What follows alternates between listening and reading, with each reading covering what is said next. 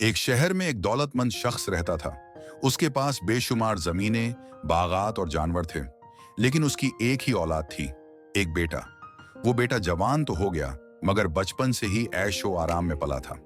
उसे कभी भूख, प्यास या मेहनत का एहसास नहीं हुआ। नतीजा ये निकला कि वो गुरूर व तकब्बुर का पैकर बन गया।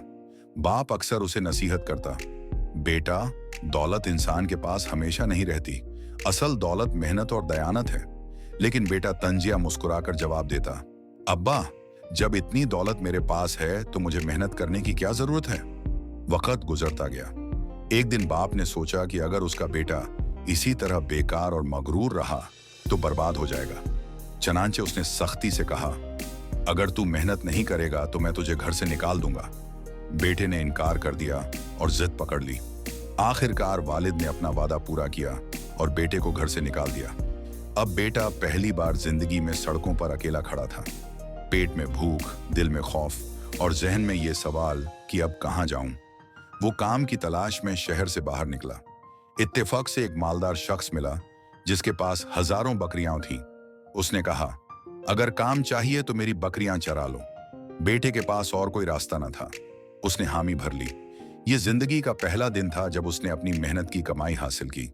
शाम को जब मालिक ने उसे मजदूरी दी तो वो नोट हाथ में लेकर फूट फूट कर रोने लगा। उसने सोचा, ये खुशी तो कभी महल में नहीं मिली जो आज अपनी कमाई से मिली है। उसकी ईमानदारी और सच्चाई देखकर मालिक बहुत मुतासिर हुआ। उसकी एक बेटी थी। उसने सोचा कि यह मेहनती नौजवान मेरी बेटी के लिए बेहतरीन शौहर होगा। लेकिन बेटी ने शर्त रखी, अब्बा, मैं इस नौजवान से शादी तभी करूंगी जब ये मेरे साथ एक सफर करे, ताकि इसकी हकीकत सामने आ जाए। सफर का आगाज दोनों रास्ते पर निकले। कुछ ही देर बाद वो एक गांव से गुजरे। वहां 100 बकरियों का रेवड़ था। नौजवान ने एक नजर डालकर कहा, ये 100 नहीं बल्कि 99 हैं। मालिक ने हैरानी से गिना तो वाकई एक बकरी कम निकली। चलते चलते वो एक खेत के करीब पहुंचे। नौजवान ने खेत देखकर कहा, यह खेत किसी यतीम का लगता है।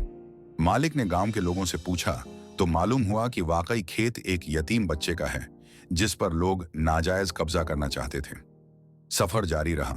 वो एक पुराने पुल पर पहुंचे। नौजवान ने पुल देखते ही कहा, यह पुल जल्द ही टूटने वाला है, हमें एहतियात से गुजरना चाहिए। मालिक ने हैरत से देखा। कुछ ही फौसले पर पहुंचे तो अचानक पुल गिर गया। अगर वो जरा देर करते तो दोनों दरिया में जा गिरते। मालिक दंग रह गया। उसने सोचा, ये नौजवान न सिर्फ मेहनती और ईमानदार है, बल्कि अल्लाह ने इसे ऐसी बसीरत भी अता की है जो आम इंसानों को नसीब नहीं होती।